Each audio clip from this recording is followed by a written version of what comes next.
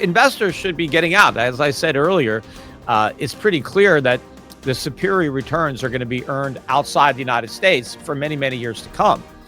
The dollar is going to be marked down. The only question is how much.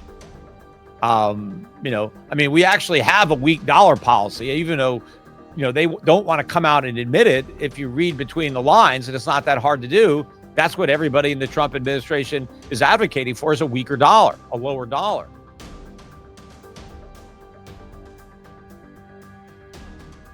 You're watching CapitalCosm. My name is Danny. It is August 19th, and my guest today is none other than the big man himself, Peter Schiff. Peter, thank you so much for coming on. Oh, my pleasure. Thanks for inviting me on. Yeah, always a pleasure having you on, Peter. Let's go ahead and dive right in. Let's get your prognosis as to what's going on in the world. If you had to look at your radar screen, what would be on that radar screen right now? What should be on the radar screen for investors right now? Well, I think it's pretty crowded on that screen. There's a lot of stuff going on. But I think the bigger picture that investors need to be aware of is that there is a massive shift going on around the world, and it's really two-pronged. From the point of the central banks, it's a movement away from U.S. dollars and into gold. So central banks that had heavily relied on the U.S. dollar as a primary reserve asset, they are divesting of dollars, and instead they are accumulating gold. And so that is, a big change. It also eliminates a big buyer for our treasuries. So the result of that is going to be higher interest rates for Americans as foreigners, foreign central banks are buying fewer treasuries, but also a weaker dollar. And that's going to raise the cost of goods, of imports in particular for Americans, because you're not going to have foreign central banks propping up the dollar. And it also means much higher gold prices because that's what they're buying. So lower treasury prices and higher interest rates and higher gold prices. But at the same time, you're seeing a shift among private investors out of U.S. financial markets, so out of U.S. bonds and stocks, into their own markets. And so that's why you're seeing this huge, outperformance. I mean, for example, I think the S&P is maybe up about 9% year to date, but the Euro-Pacific International Dividend Payers Fund, which is just a fund of foreign stocks, is up 36% on the year. And that's a reflection of money going back into foreign markets. And, foreign markets have much lower valuations than U.S. markets. So you get a lot more for your money. You can buy stocks a lot cheaper. The dividend yields are a lot higher, and you don't have the weakening dollar. And so this is a major shift because for the 10, 12 years before that, the U.S. stock market was the strongest, the dollar was strong, and money from all over the world was coming into our markets. Now that money is being sucked out, and it's just beginning. So I think this is going to be a long wave that's going to continue for the rest of this decade and into the next, where the U.S. stock market dramatically underperforms the foreign markets, the mirror of what had been happening over the prior decade. So I think it's important that investors recognize this and move as much money as they can into international markets and also into other things that do well with a weak dollar: gold, silver, commodities. Those are in bull markets when the dollar is in a bear market. And I think that's where we are. Yeah, so I've got this chart here pulled up. This is the world stock market divided by the S&P, and it's exactly like you said.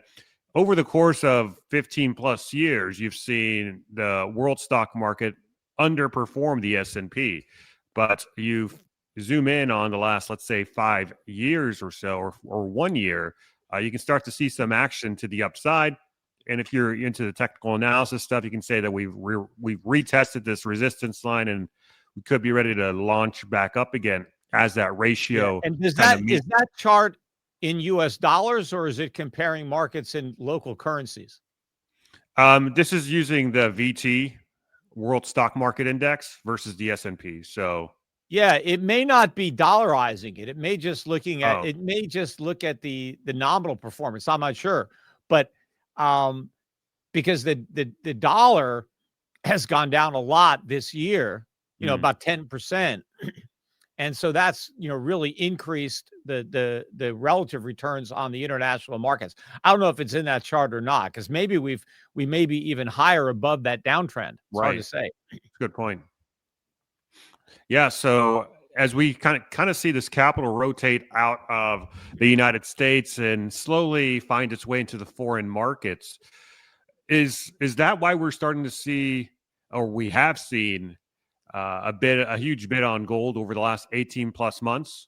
And Yeah, where well, does a gold lot go of that from is here? the central banks moving out of dollars. The United States is in a very precarious financial position. For years and years, they've been talking about this unsustainable fiscal path. Well, the reality is, we passed that unsustainability a long time ago on this path. I mean, we've arrived at an unsustainable situation. And I think our creditors recognize our inability to service this, massive debt. It's over 37 trillion now. And the Trump administration has thrown gasoline on the fire, with the big, beautiful bill. The trajectory of deficits are actually going to accelerate under Trump compared to where they were under Biden. And they already were accelerating. So the debts are really exploding out of control. The tariff revenue, which again is just a tax on American consumers and American businesses, the tariff revenue is not going to be big enough to offset what the government is losing from the big, beautiful bill. So the deficits are going to get worse, even despite the mitigation from the tariffs. But meanwhile, the tariffs are harming American industry. They are making American industry a lot less competitive. And they are causing a lot of our trading partners to look for ways, to avoid the U.S. And trade more with themselves. So it's more of an isolationist approach that's going to harm the U.S. economy. So it's we're making the situation worse for ourselves. So that's also one of the reasons that capital is leaving the U.S. because tariffs are making America less competitive. So why do you want to invest in U.S. companies that have to deal with all these tariffs when you can invest in foreign companies that don't? So we've really shot ourselves, maybe not even in the foot, like in the stomach or maybe the head. But the country's in a lot of trouble, and our creditors know that, so they don't want to loan us more money. And they know that the dollar's going to fall. We're going to inflate away these liabilities. And so that's where we are. It does appear that Trump and the Trump administration at large have given up on fiscal conservatism. They even admitted it a couple of months ago in one of his Truth Social posts that I used to be a fiscal conservative, but no longer.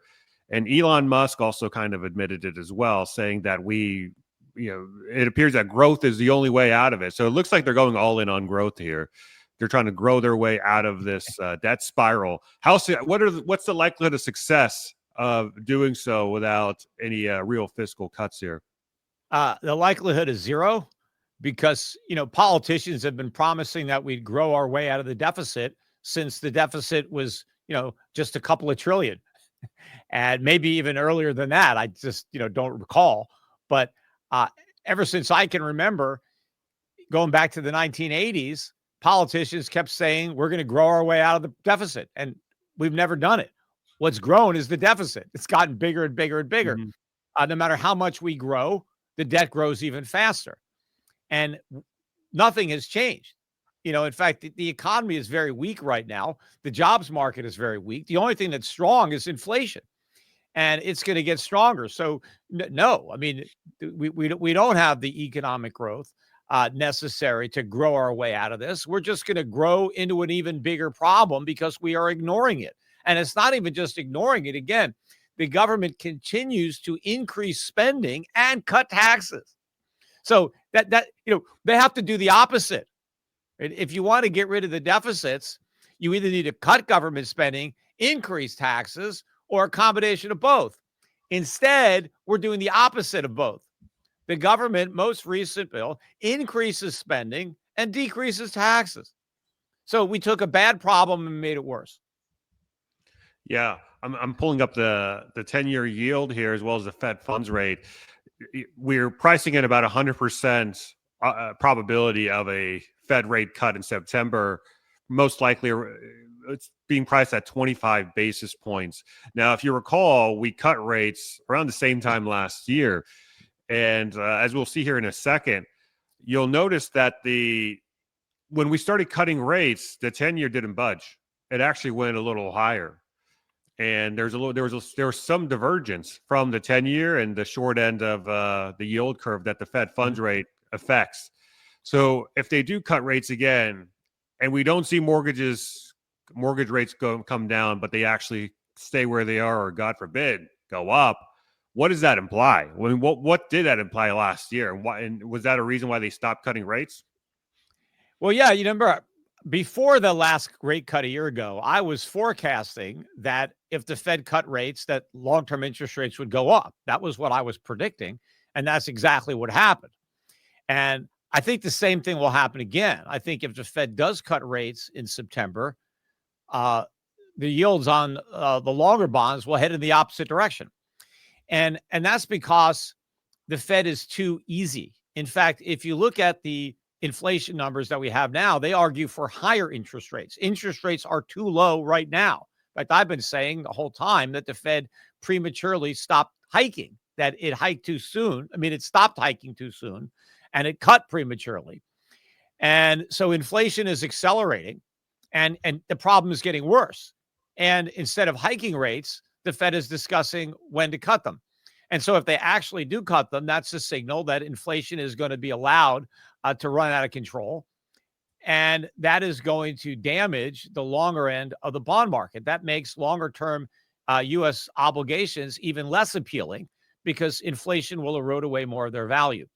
So the Fed's going to lower short-term rates, but the market will increase long-term rates. And that will include mortgage rates. Yeah. So I just for illustrative purposes, we've got the Fed funds rate here in orange, and then we've got the 10-year yield here in these green and red candlesticks. And you'll see August of 2024, they began cutting rates, and you see the orange line come down. But interestingly enough, the 10-year yield was relatively unfazed. In fact, there is actually an inverse correlation between the two. As one went down, the other went up in this case. So, I mean, do you put it past them to inevitably do some sort of yield curve control at some point? No, I mean, I don't put it past them. I mean, I actually expect it, because I think what's going to happen is that the upward pressure on rates is going to become a big problem for the economy, politically, especially when you see the yield on the 10-year moving north of 5. I mean, it's, only really gotten as high as 4.5, and you have the 30-year at 5. But when you get the 10-year, I think at 5 or maybe north of 5, and then you get the 30-year pushing 6, I think that's going to be very problematic. And I think there's going to be a lot of pressure on the Fed to do something about that. And so the only thing the Fed could do about that is, of course, to officially go back to a, wide scale QE program where the Fed just buys up all those bonds to force the price up and the yield down. But of course, that throws gasoline on the inflation fire.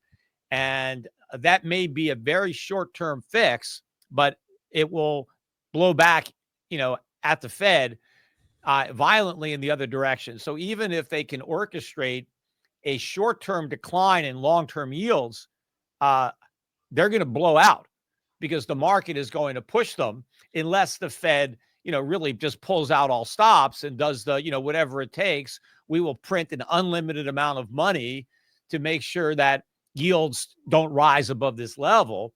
And then they open up, a trap door underneath the dollar, and then you just get a free fall and, massive inflation. And then the problem there is, yes, there's yield curve control for treasuries, but what about everything else? Right? While the Fed is printing up money to buy treasuries, what happens to corporate bonds? What happens to muni bonds? Right? What happens to whatever the Fed isn't buying? Those things are going to get killed. And so maybe the government gets low interest rates, but everybody else gets much, much higher interest rates. And you've also have I'm going to pull it up here in a second as well. You have the US PPI came in a little hotter than expected, although we're not seeing as much inflation on the CPI side. What does it mean so you've got the PPI here in yellow, and then you've got the CPI here in orange. And as you can see, for the most recent month, we did have the yellow line go up, whereas the orange line kind of went up in a less accelerated way. And that's the CPI. What does it mean when the PPI begins to exceed the CPI? Does that imply that eventually those producer prices are a leading indicator for higher CPI consumer prices?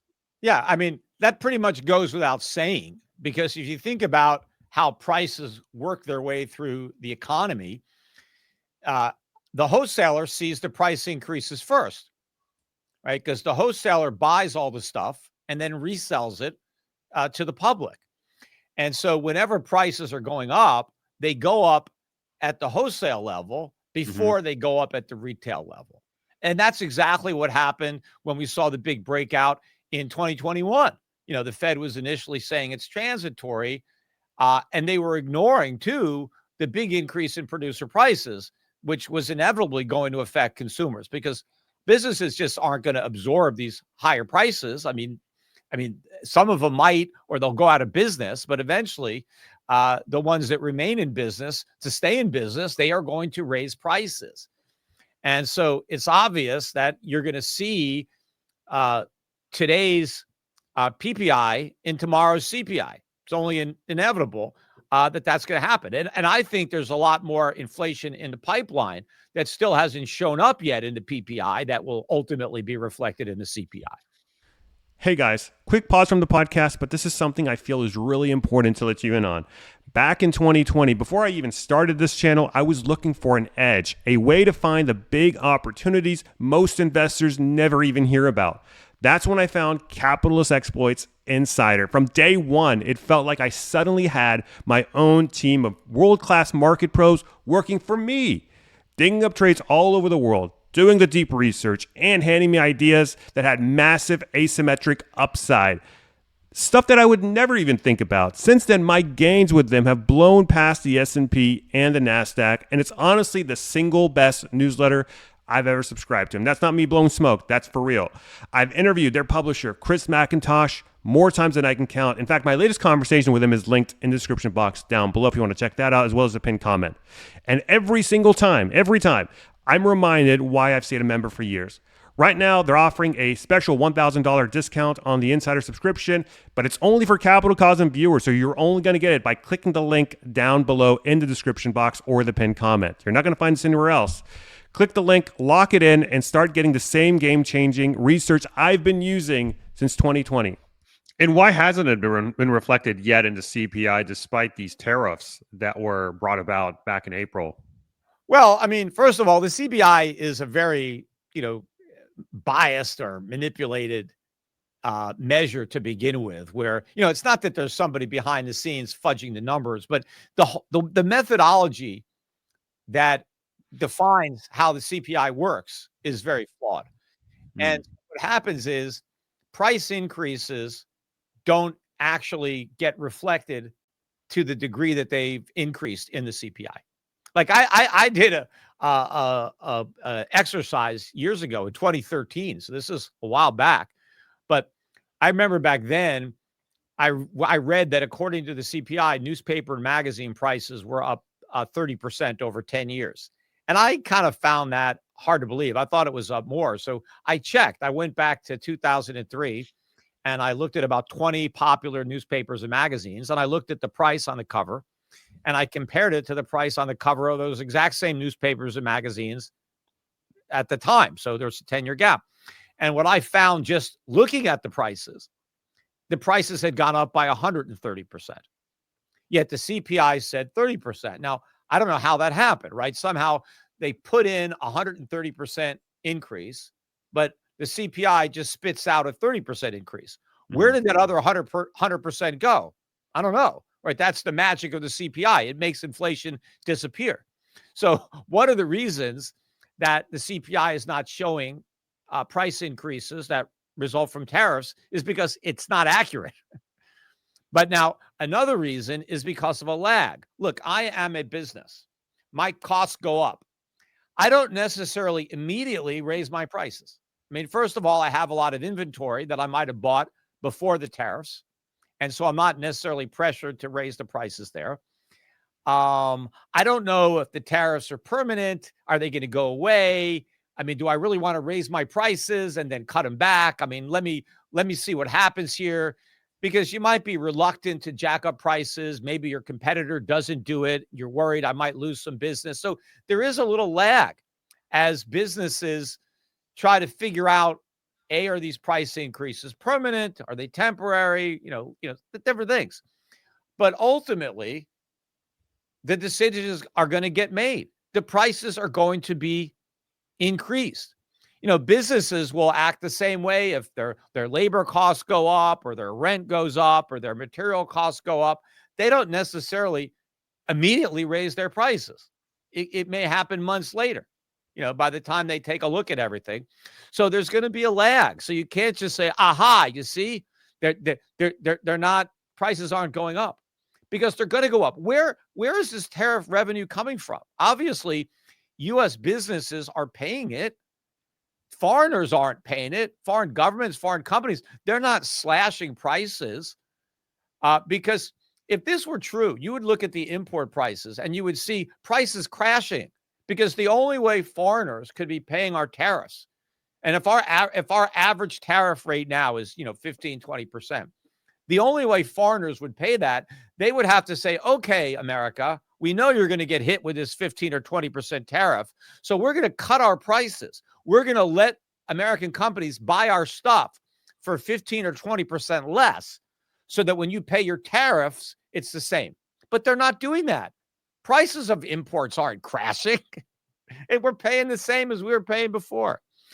So American companies are paying these taxes. It's only a question of time until the customers pick up the tab, right? Who else is going to pay for it?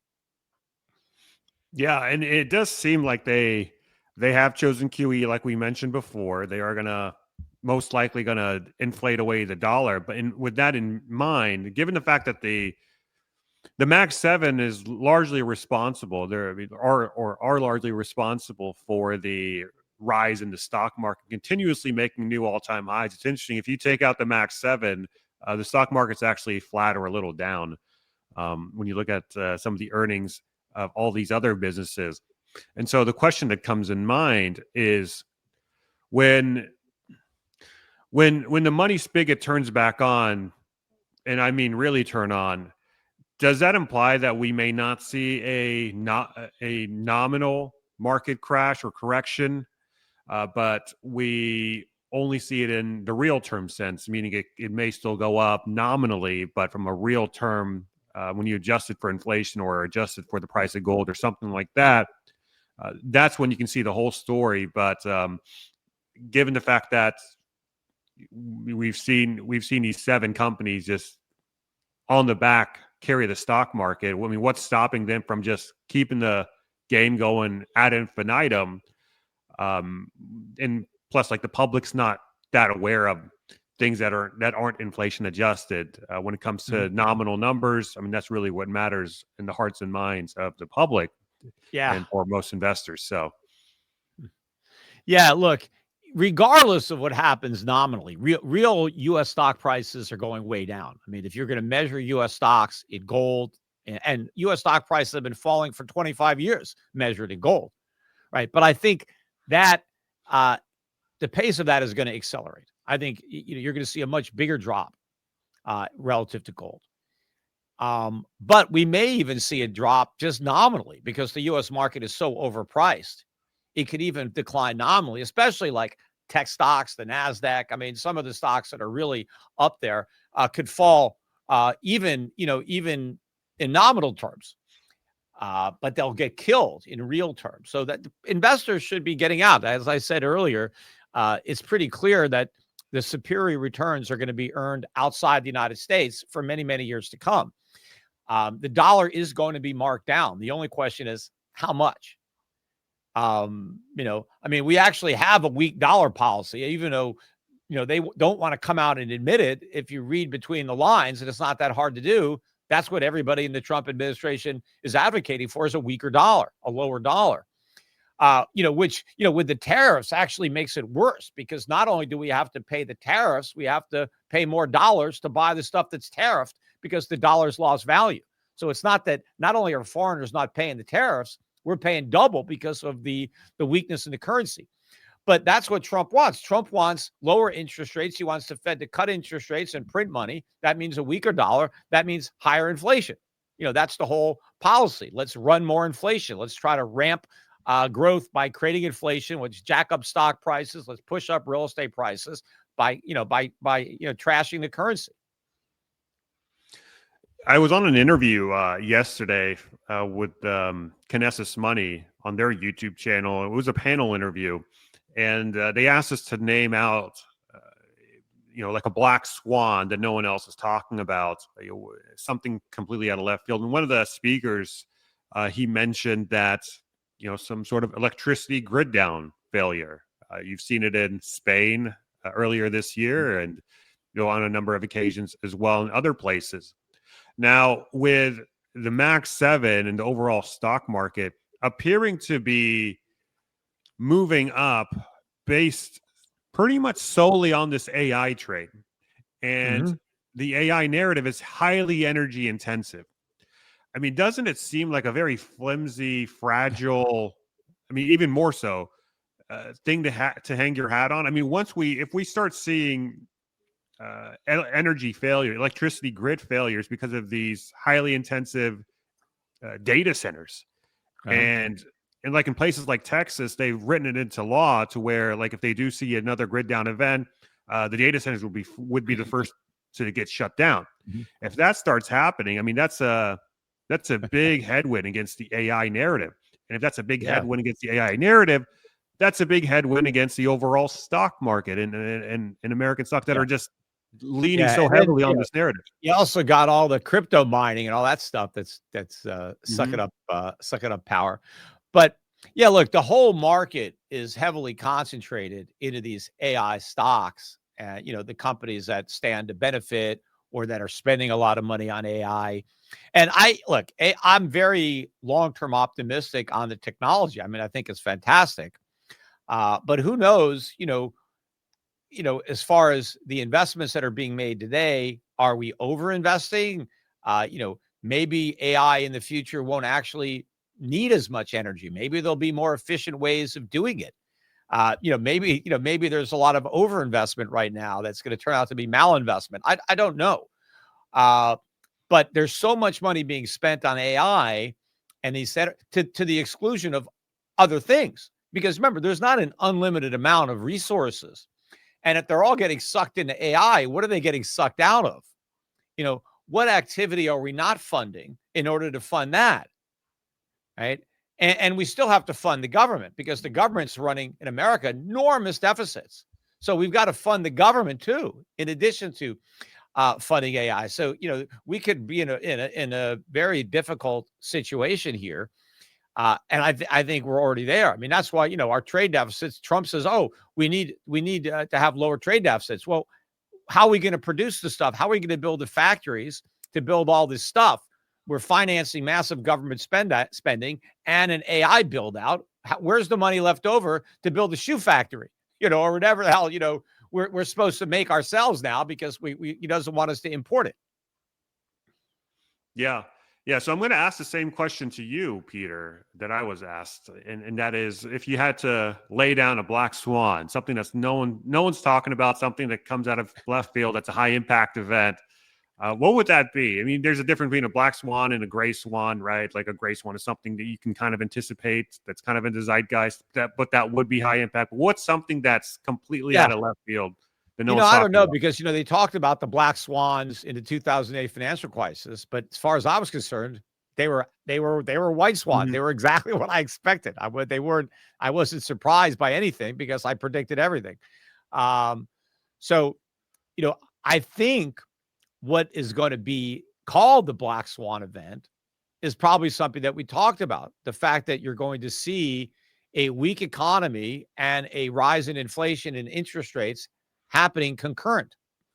And a situation where Fed policy that we've been accustomed to, where the Fed is able to stimulate the economy and cut interest rates during a crisis or an economic downturn, when it won't work.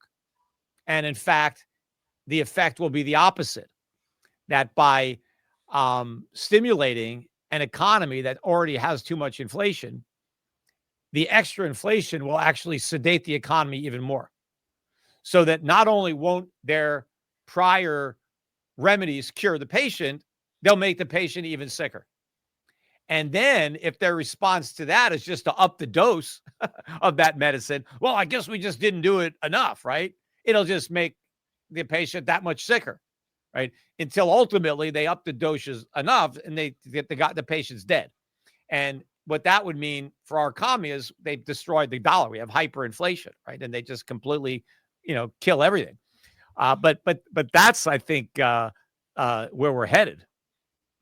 Yeah, I think I heard this analogy first from you, likening the rate cuts to medicine from a doctor. And if President Trump is so insistent on Powell cutting rates, that implies that the country needs some sort of medicine. And if the country needs some sort of medicine, then that also implies that the country is sick. But I thought we had the greatest economy of all time ongoing right now. So it's kind of contradictory in that respect. Oh, yeah. Well, first of all, I mean, Trump claims we have the greatest economy, but that's just part of his sales pitch. I mean, it's the same economy he inherited from Biden, only a little bit worse. I mean, if you look, I mentioned this on my podcast the other night, the July deficit, the budget deficit that we had in July, increased 20% from July last year. So when Trump is president, we have a 20% increase in the deficit from when Biden was president. Well, then why does that mean we have a stronger economy now? Because if we had a stronger economy, we should have a smaller deficit. But also, the July deficit was the biggest deficit the second biggest deficit in history. There was only one July where it was bigger, and that was July 2021. And that was because of all the COVID stimulus spending, from early Biden years. Right. The Inflation Reduction Act and whatever the stimulus was. So that was, kind of an outlier. This deficit that Trump just had was bigger than the next 3 Julys under Biden. So we have a weaker economy now. The labor market, look at the jobs reports for the last few months. We're not going to be able to look at them for the next couple of months because they're not even going to be supplying the data anymore. That's how bad it is. Right. Trump doesn't want people seeing the data. But we have a very weak labor market. We have a weak economy. We have exploding deficits, and inflation is back on the rise. So we got stagflation. So no, I mean, it's all talk. I mean, Trump goes around saying we've got the hottest economy in the world. I mean, maybe it's hot because it's burning down. That's about it. Well, Peter, I think we've covered pretty much everything that I had in mind. Anything else you want to talk about that we didn't get into before we wrap up here? No, I just, think people should, again, take to heart what I've said. They should try to, engage with my reps at Euro Pacific Asset Management, Europac.com. Gold and silver, I think, are still early in their bull markets. If you don't own any gold and silver, or even if you own some, you need to buy more. You should go to Schiff Gold. And, we got a brand new website now. We've made the online shopping that much easier. We got great prices. Nobody can beat our prices. We don't push people into numismatics or collectibles or oversight price proof sets or any of that nonsense. You just get the most amount of gold and silver for your money, which is what you want at schiffgold.com. If you were looking to buy any gold and silver right now, if you had to choose one or the other, what would you choose right now? Well, I mean, you can buy both, but I mean, I think that depending on, your capacity to store it, right? Silver can get pretty bulky. You're buying millions of dollars worth, versus gold. But if you're buying a small amount right now, I just think silver is really cheap relative to gold. So I think they're both going to go up, but I think over the next 2 or 3 years, I think the percentage gain in silver will be greater than the percentage gain in gold. But I mean, I think you'll do well with either metal, and most people should just buy both. It's not like you can only buy one. Yeah. Yeah. Well, Yeah. all right, Peter. It's been a pleasure having you on. We'll have the links to all of your socials down below as well. Anything else you want to plug here before we sign Oh no, off? maybe podcast, go to schiffradio.com or my YouTube channel. Follow me there. Follow me on X. I'm almost at 1.2 million followers there, and I'm trying to spread the word. There's a lot of misinformation out there, and so people need to hear the truth. And I'm posting it every day on X and speaking it on my podcasts and my YouTube channel. All right. We will have the links to all that down below. So check it out, guys. And if you got value out of this podcast, drop us a like and comment. Go, Peter, go in the comment section. If you disagree or agreed with anything, let me know what you agreed or disagreed on. I do, in fact, read the comments, and let me know why you agreed or disagreed. And I will reply to a few comments in the comment section. Unfortunately, I can't get to all of them, but I will read all of them, and I will reply to a couple. So let me know your thoughts down below. Okay. And then check us out on Substack at capitalcosm.substack.com to get early access, ad-free versions, and uncensored versions of all of my stuff. So thanks for watching, guys, and I will catch you later. Bye.